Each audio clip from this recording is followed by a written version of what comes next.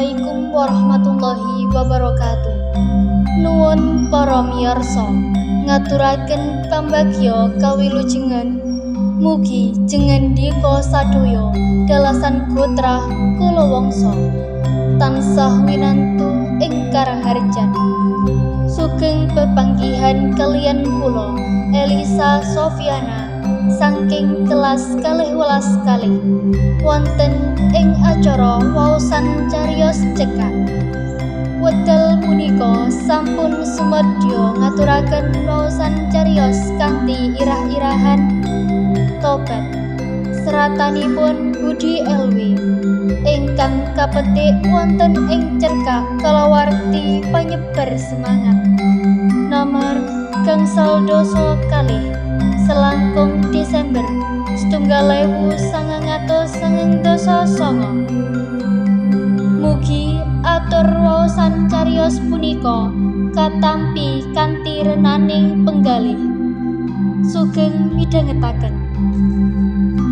Senajan pandom jam tembok wis nuduhake angka 4 wayah bangkulon, hawa sakiwa tengen isih ngudupilah panase. Kitiran angin cacah loro kang mapan ana pojok ora aweh pitulungan cukup.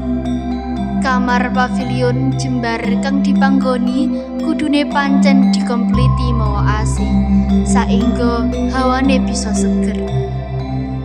Marinten kenyo selawe taun kang asring diparapi manis inten lagi bae tangi turu awan. Dheweke lungguh tenger-tenger satengahing dipan. Busana daster mini tipis gawe kani hawa prungsang kelamine bledeh mengo. Gununge sepasang kang menteng-menteng katon mlego. Tut tut tut tut. Marinten menyat ngangkat gagang tilpon ijo pupus setelan karo ules tembok kamari. Karo wangsulan pitakon, "Halo, sugeng sonten. Sinten nggih? Leres kula piyambak." "Oh, Bu Proyo, kula pangling swantenipun. Kok benten sanget?" "Inggih, saweg musim flu, ngatos-atos mawon, Bu." Syukur ingkang mantun sauger kathah ngaosipun." Marinten unjal ambekan karo mapanake gagang tilpon ana kupinge, bajutake wawan rembuge. "Inggih Bu, sagah, nanging boten sisa dipun papak, mangke kula bidal piyambak ngangge mobil charteran." "Oh, inggih gampil. Kula sampun ngertos panggenanipun Wisma Kusuma." "Kados pundi? Kadingaren kedah dipun tentukaken busananipun. Punapa staf eselon? Eselon punapa? Irjen, dirjen napa jenjen sanesipun?"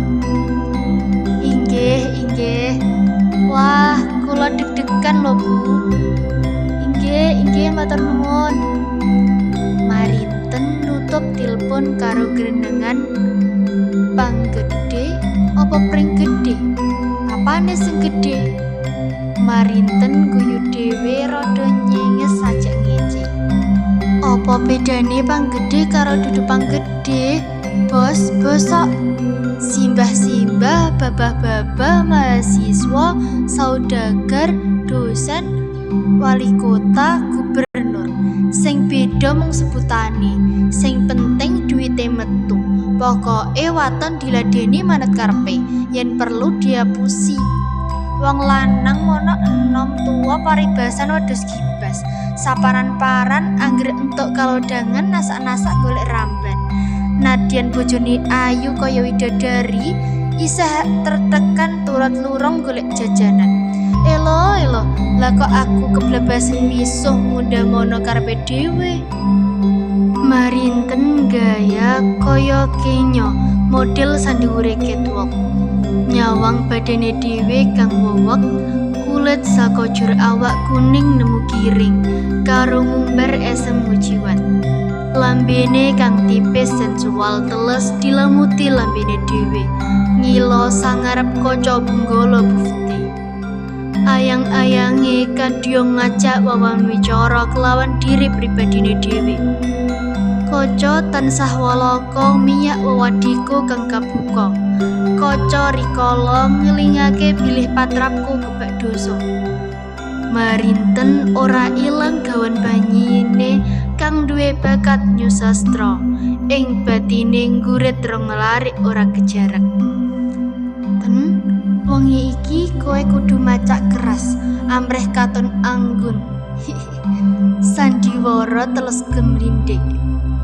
Marinten ngiki geguyu kahanan donya kang ora lucu, nanging asring gawe guyu. Marinten melu geguyu awake dhewe kang dadi lakon. Meneng-meneng ora dirasakake, wis ngancuik taun ketelu Marinten buka praktek pribadi. Tanpa jam bicara sawayah-wayah nampa panggilan, nanging ora jadwal saben dina, seminggu sepisan kapara malah kurang. Gumantung kebutuhan, yen duit simpenan cukup ora praktek. Kaya lumrahe wanita sejati, Marinten duwe pepinginan bisa kaleksanan nembe dina. Elek dikaya apa adrek bangun balai wisma bebarengan priya tinresna kang sedya mengku. Mugi-mugi Gusti paring berkah, umur isih panjang, jagate isih amba. Ibu, kuliahku dak sambi karo kerja ana sawijining perusahaan asing. Ibu ora perlu kirim duit maneh, nanging ibu karo Marina lan Marini kanggo sawetara aja dilek aku dhisik. Aku mapan ana wisma perusahaan barengan saperangan karyawan mancanegara. Mengko ya Bu, yen inten wis ngontrak omah dhewe dak kabari. Wanti-wantine Marinten goroh marang wong tuane kang randha lan adine sakloron. Marinten duwe rasa kabagyan dhewe jalaran wis kasil ngentasake adine wisuda program studi D3 lan adine kang lulus SMU nembe bae katampa ana pawiyatan luhur negeri. Marinten dhewe isih ngrampungake skripsi sarjana kang kesandung-sandung jinaragan nyambi makarya. Dok kawitan nguni, Marinten asring ngrungu satengahing kutha gedhe uga kutha mahasiswa iki. Ana sawenehe mahasiswi kang nyambi pakaryan ora genah tembunge jujuk. Nyewakake awak adol tinuku asmara sekepiyaan leladi kang butuhake. Kanthi pawadan kang lumrah tur kuno cekak aos lantaran kadesek kebutuhan ekonomi. Ananging saka kang kelas cepete tekan kang kelas terhormat gede, jas buka iket langkon, wose wanita tuna susila. Sapa satemene kang gawe pitunane susila wanita. Datan ana dagangan di Gedol Payu, lamun ora ana kang tuku. Wanita tuna susila kaya paragane Maria Zaitun kang diceritakake seniman W.S. Rendra. Rikala sawijining rama pastur ora sudi paring pitulungan marang wanita palayahan kang wis nandhang lelara bebayani, kasingkang-singkang saben wong anyingkiri. Kejaba Sang Kristus piyambak kang tumurun paring panebusan dosa-dosane. Aku wanita leleteking jagat, wis mestine kabuncang kanginan, kabuang saparan-paran, kaya uwuh kang jijiki. Ora nduk, kowe kenya tinresna Sang Gusti, mertobatmu katampi, kowe wis diluhuri saka dosa-dosamu iki. Kapan aku bisa luar saka dosa-dosaku? Marinten batin karo busana rok terusan sangisor dengkul ules biru samudra dikompleti blazer biru peteng. Kupinge direnggani sepasang suang model mutiara. Tas cangklongan mawa tali model rantai ules putih mulus podo karo sepatune kang cicit. Benges lambene abang tipis, alise ora jlirit malah dikandeli. katutup kaca mripat fantasi saengga mripate katon luwih tajem gawe pangling para kenalan. Rambute kang ngrembyak ditokake ngrembyang ngombah. Juan kaya wanita eksekutif kang isih pilih urip ngijen ngoyak karir. Bener tabuh setengah 8 wengi kaya jam kang wis dikang senagi. Mobil sedan Toyota ireng kincling kleser-kleser mandeg ngarep pelataran pavilion. Sedurunge metu oncat saka pavilion, Marinten ngilo maneh ngarep mburi ngiwonengen mermati awake. Mbok menawa ana kang katriwal isih durung beres. Tas ditiliki maneh, ubo rampe padatan sangu kondom telung iji serta sarpan celana jeroan kang kalempit tipis kasimpen priben. Marinten ninggal omah njujuk mobil. Lawang mobil katutup. Marinten perintah sopir Pak Todi njujuk papan. Lagune ora perlu banter. Alon-alon bae, wektune isih longgar. Wengi iku 24 Desember.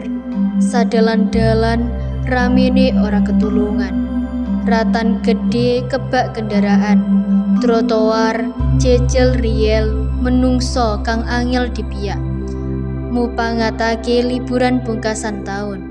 Saben toko lan papan keramaian sudik keri padha jor-joran adu unggul promosi. Lampu warna-warni pating kebyar nebeng mangayubokyo riyaya agung Natal kanggo jaring pelanggan. Tetembangan Natal keprungu saenggon-enggon tanpa kendhat. Manoni kahanan Marinten kelingan wis 3 Natal ora melu kebaktian misa.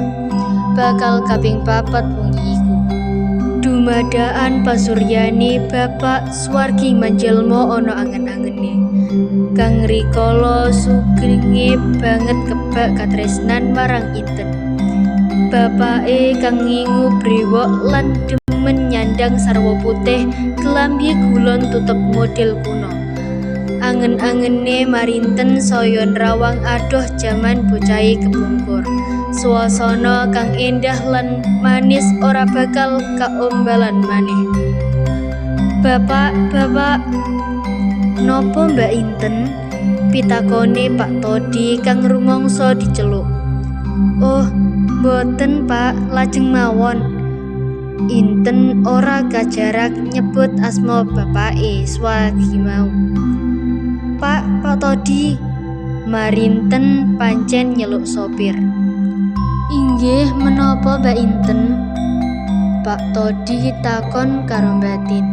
Sajake Marinten wengi iku sarwa ragu-ragu anggone arep lelungan, ora kaya padatan.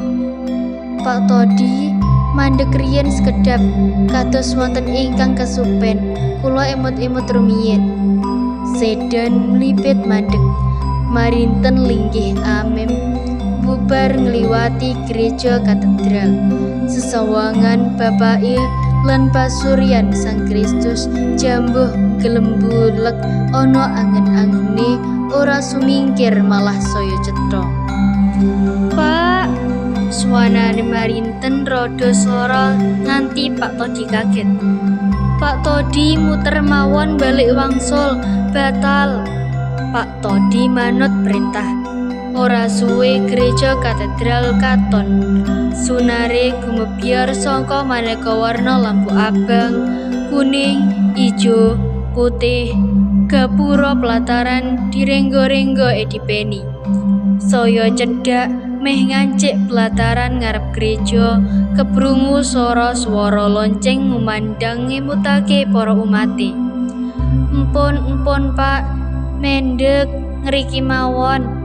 Tulung Pak Todi, mangke kula dipapak wonten ngriki antawis pukul 11. Inggih. Pak Todi wangsulan cekak, ing batin nyoal nanging ora kawetu. Kadingaren banget Mbak Inten iki. Apa kangsen karo wong loro njur bingung oleh milih. Apa ana sing arep ketemu ana gereja? Wah, merinten alon-alon melangkah mlebu pelataran gereja. Nadyan kawitan atine ragu-ragu. Sakala maknyes rikala wis nglangkahi kori utama katedral. Linggihan wis meh kebak mencem. Kejaba papan jaba kang ana tratak kanggo nyambung ngawakani akeh umat kang derek ngestreni misa agung riyaya Natal. Marinten milih linggihan pojok, jengking gawa tandha pawentangan ana dodo lan raine. Pecak sepisanan sabakdane meh 3 taun ora dilakoni. Ora dirasa luwih mbrebes mili. Lumantar pipine kang alus kadya pasuryane Dewi Sinta kang nembe lepas saka obonganing krajan Ngalengka semu abang kebak pangra